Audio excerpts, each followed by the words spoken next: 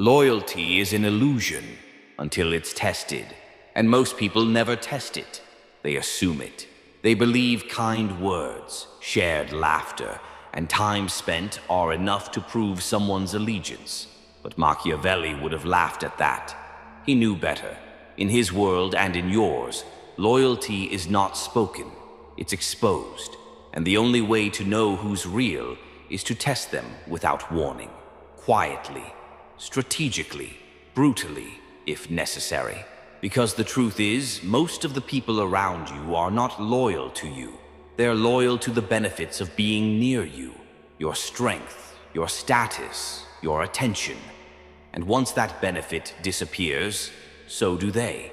Machiavelli believed that real loyalty reveals itself not when things are calm, but when there's something to lose.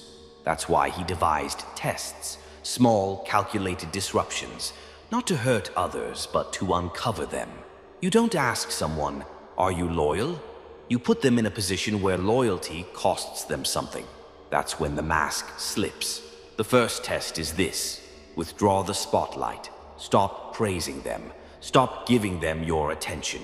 Stop validating their existence in your world, just for a while. Watch how they respond. If they grow distant, bitter, cold, or begin aligning themselves more closely with others, they were never with you. They were with the feeling you gave them. That's not loyalty. That's ego addiction. And Machiavelli knew the ego-addicted are loyal only to their own reflection in your eyes. True allies do not vanish when the applause stops. They do not require your light to feel their worth. In fact, when you withdraw, real loyalty leans in. It checks on you. It holds position. But the false? They evaporate. Or worse, they find someone else to orbit, someone more useful in the moment. Let them go. You didn't lose them. You revealed them. The second test is even subtler. Introduce uncertainty. Speak about a major decision you're making, a risky move, a new direction, something that signals change. Now watch their reaction. Are they supportive, or do they suddenly become cautious, critical, overly concerned? Machiavelli would say, "The loyal encourage boldness, the disloyal disguise fear as advice." Because what this test does is threaten their comfort. If your change creates distance or elevates you beyond them, their insecurities begin to rise. A real friend adapts to your growth. A fake one tries to anchor you to where they felt safest beside you. They won't oppose you directly. Instead, they'll use words like, "I just don't want you to get hurt," or "Are you sure this is smart?" But underneath, what they're really saying is, "Don't outgrow me. This is the moment where you must become surgical. Observe, don't respond. Let them talk." The more they speak, the more they reveal whether they're protecting you or protecting their own place in your shadow. The third test is simple but brutal. Go silent, not as a game, not to punish, but to create space. See who steps in and who disappears. Machiavelli would say, "The absence of presence reveals the presence of absence." The ones who only show up when you're visible, when you're shining, when you're posting, talking, entertaining, those are spectators, not supporters. Real loyalty is quiet. It notices your silence. It reaches out without needing an audience. It's the voice that says, "You've been distant. Are you okay?" Not, "Why aren't you responding to me?" This test hurts because it breaks your illusion of mutual care, but illusions are dangerous, and Machiavelli knew that the greatest threat to any ruler was not the army outside the gates. It was the betrayal waiting inside. So you must treat your life like a kingdom, and not everyone deserves a place in the castle just because they smiled at the gates. The fourth test: put yourself in a position of temporary weakness. Let them see you unsure, struggling, needing help. Don't make it dramatic. Just let them see a moment where you don't have the answers, where your usual strength slips, and then observe. This is where loyalty either sharpens or shatters. Some people are only loyal to your strength. They worship the image of you, not the reality. The moment they see a crack, they step back, not out of concern, but because your weakness makes them uncomfortable. Why? Because they were never supporting you. They were using your strength as a ladder. If that ladder breaks, they move on to the next one.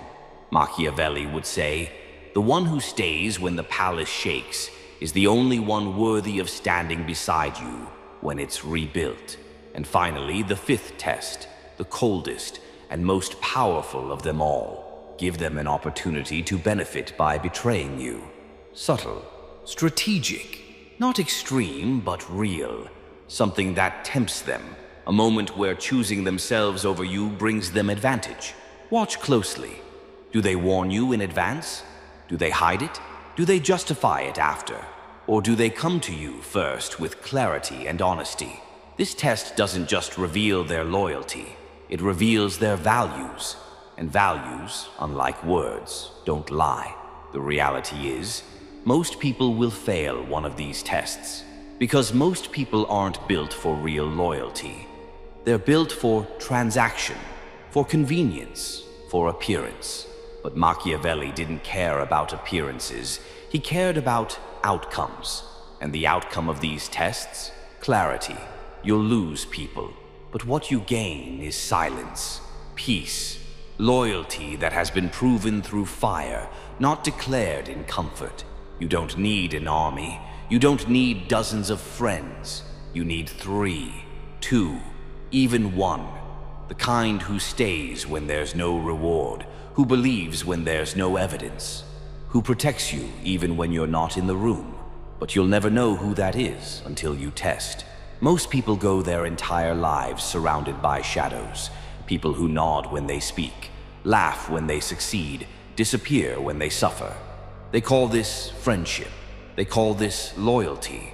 But Machiavelli would call it what it truly is: camouflage. A soft theater of affection masking a battlefield of quiet self-interest. And unless you're willing to step back and test these figures, you'll spend your life building on sand, trusting loyalty that was never there, and exposing your plans to people who are waiting to use them. When you test someone, you're not being cruel. You're being responsible. You're not creating betrayal. You're revealing it. That distinction is everything. Because people will try to guilt you, say you've changed, say you're cold now, say you don't trust them. And they're right. You don't. Not until they've earned it. Not until they've passed what Machiavelli would call the necessary trials of allegiance. You don't hand out trust like candy. You make them fight for it, not with words, but with consistency. There's something unsettling that happens when you begin applying these tests. The faces you thought were solid start to melt. The tone of conversations shift. People start questioning your intentions. Why? Because when someone benefits from your ignorance, your awareness becomes a threat. They feel it, the shift in you, the precision, the withdrawal. And if they're guilty, they won't confess. They'll retaliate, not with violence, but with subtle undermining. That's how you know the test worked. See, a fake friend is not always a snake. Sometimes they're just soft. They crumble under pressure. They change direction when winds shift. They need you to be a version of yourself that's convenient for them. And the moment you move, grow, or harden, they begin to retreat. Machiavelli would say, "The weak will always mistake strength for cruelty." This is where most people fail. They pass the test, they see the truth, and still they stay, out of nostalgia, out of fear, out of that old, deadly question. But what if I'm wrong? You're not.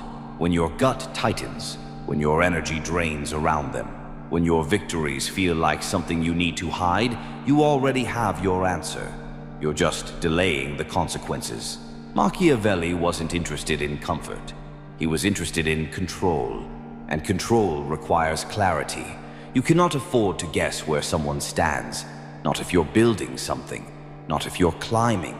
Not if your words carry influence. Your time carries weight, and your silence carries power. You must know who is beside you. Not imagine, not hope, not assume. Know. And here's the paradox. Once you begin living this way, strategically, observantly, ruthlessly, the right people reveal themselves too. It's not all betrayal. The silence exposes the loyal just as sharply. When you withdraw and someone steps forward, not for themselves but for you, that's real. That's not performance. That's alignment. And it doesn't come often. When it does, protect it like gold, because you'll start to realize one loyal person is worth more than 100 convenient ones. You'll also realize something else. Loyalty isn't loud. It doesn't broadcast itself. It doesn't need to. Loyalty is consistent. It's calm. It doesn't need proof because it's built on presence. When someone is truly on your side, you feel it, not just when you're winning, but when you're uncertain, quiet, distant. They don't vanish. They stay. Not always perfectly, not always loudly, but they stay. The beauty of Machiavelli's tests is that they don't require confrontation. No shouting, no arguments. Just patterns, silence, withdrawal, opportunity, and then observation. Let others reveal themselves. Let their loyalty, or their lack of it, speak louder than their words ever could. Most people are terrified of this. They don't want to know. They'd rather live in illusion than cut someone off. But every day you keep a disloyal person near you, you're not protecting them. You're betraying yourself. Loyalty is a fortress, and every false friend inside that fortress is a crack in the foundation.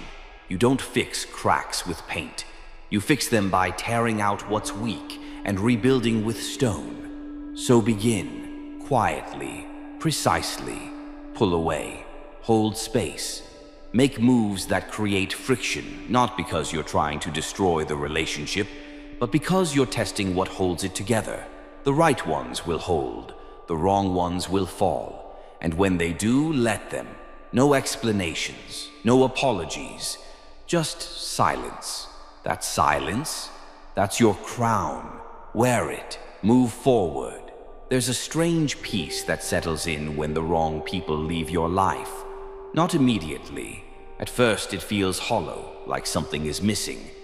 But that absence isn't emptiness, it's clarity.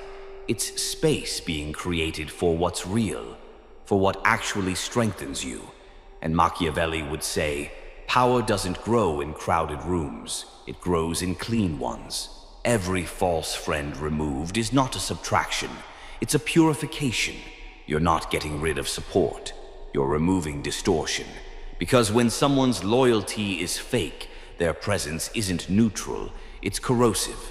Every time they speak, they blur your vision. Every time they nod, they dull your edge. Every time they smile, they make you hesitate. And hesitation is death, not just in war, but in life, in ambition, in strategy. That's why you test. Not because you enjoy it, not because you want to be feared, but because you have things to protect, your energy, your time, your legacy. And those who are not truly with you are quietly against you. Maybe not intentionally, but their weakness will eventually collide with your strength. And when it does, they'll either retreat or betray. So you make the tests part of your process. You normalize it, not just once, but regularly. Loyalty isn't something you verify once and then forget. It's something you keep checking, like security at the gates. Machiavelli's greatest fear wasn't the rebellion of strangers. It was the quiet ambition of those inside the circle. And history proved him right. Again and again, empires fell not from invasion, but from decay within. Friends turned rivals, allies turned enemies. Why? Because no one noticed the shift in time. Or worse, they noticed and stayed silent. But you won't, because now you're not just observing, you're orchestrating. When you speak of uncertainty, you're watching reactions. When you pull back, you're noting who follows and who fades. When you expose vulnerability, you're testing their motives. When you provide opportunities that could benefit them at your expense, you're watching where their loyalty bends. And all the while, you remain silent, calm, surgical. That silence is your advantage. The moment you accuse someone, They have room to lie, to spin, to defend. But when you simply watch, you see the truth. People reveal themselves most when they think they're unobserved. So become the mirror they don't know is watching. Become the silence that hears more than words, and never explain your tests. Once they're aware, the result is corrupted. Now, here's where most people get caught. They think loyalty is about how someone treats them. But it's more than that. It's how someone treats your name when you're not there.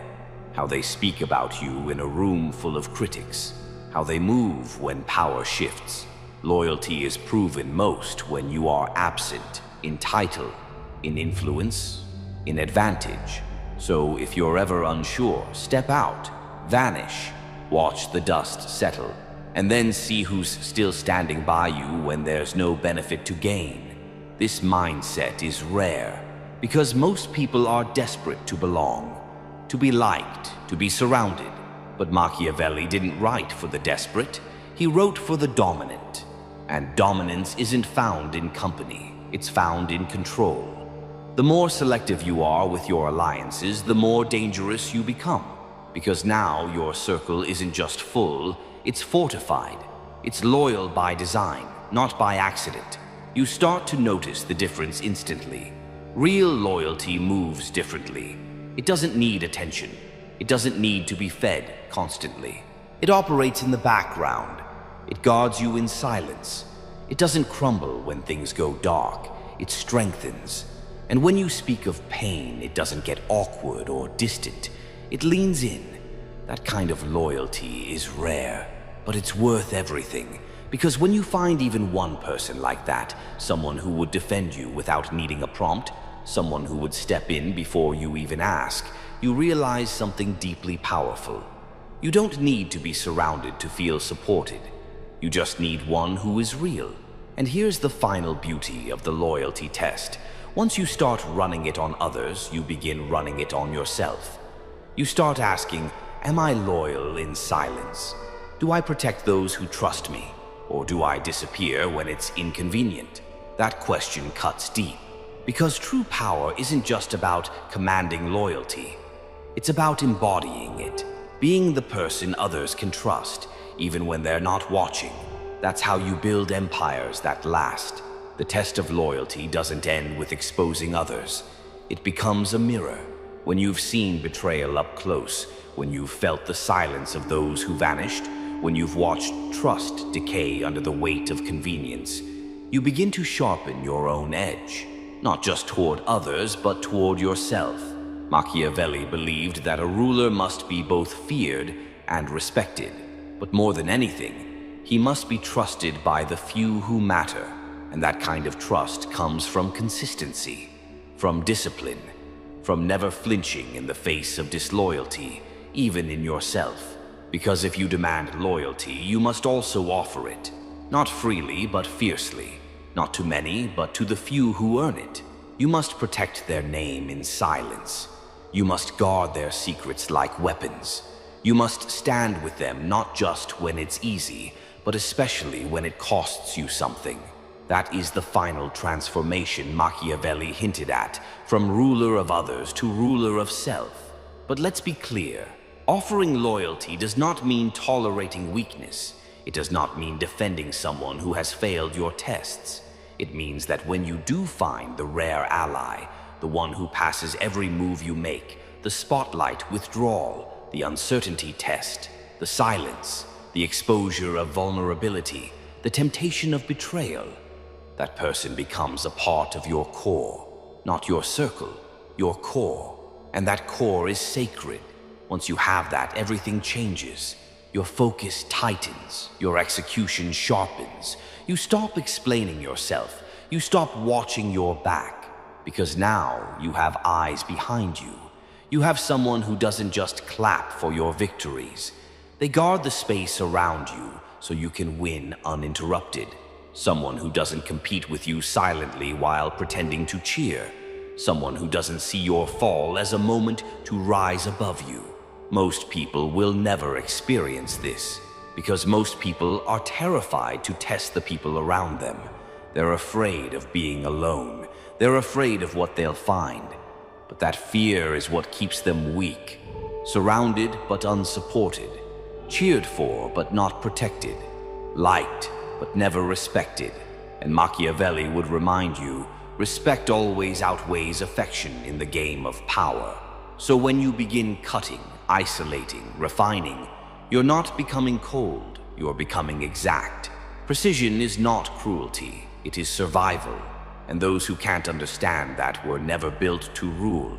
They were built to follow, to depend, to cling. That's not who you are. You are here to lead, to dominate, to see the battlefield before the enemy even steps forward. And you do that by testing every potential threat before it strikes.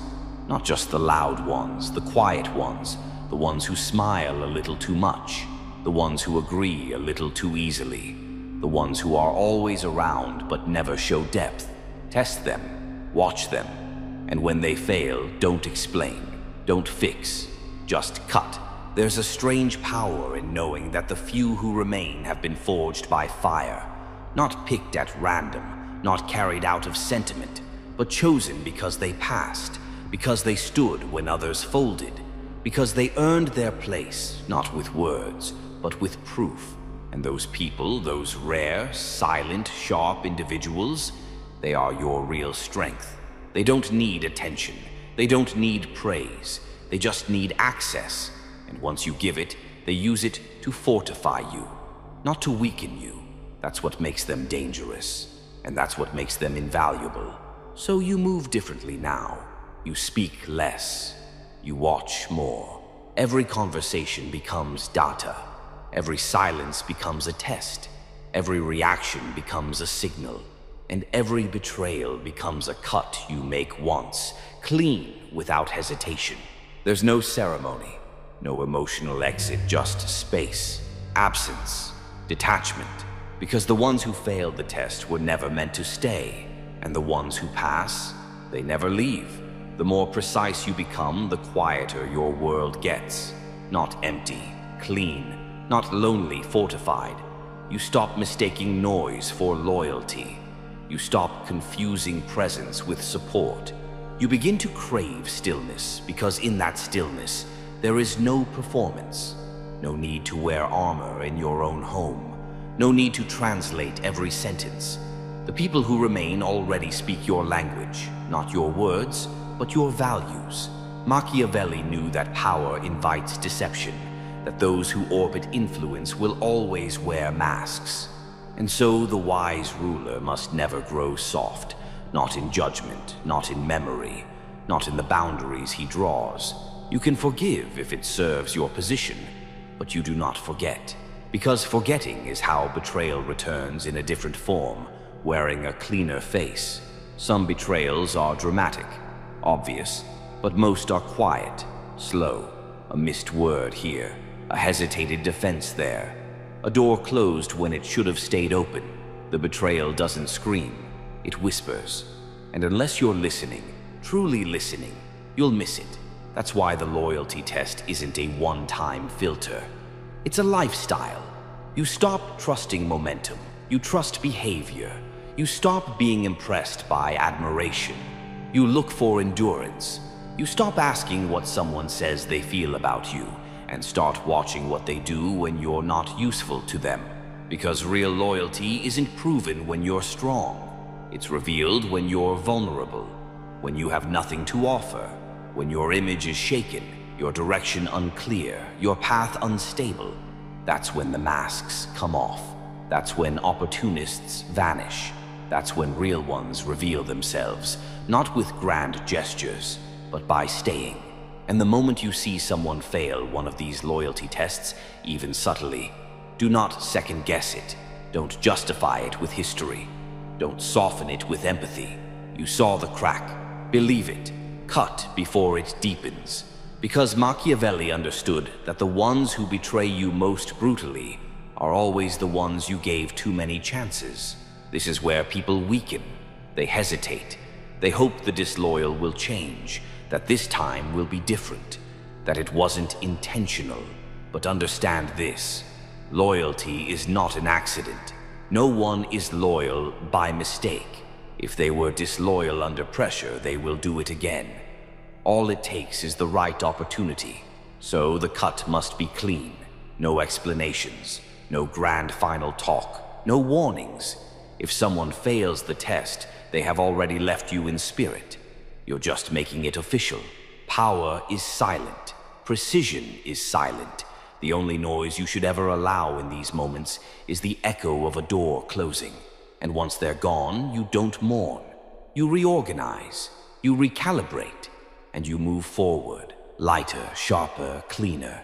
Because this isn't about paranoia, this is about sovereignty, about building an empire, even if it's just your mind, your business, your inner world, that cannot be shaken by weak ties or false support.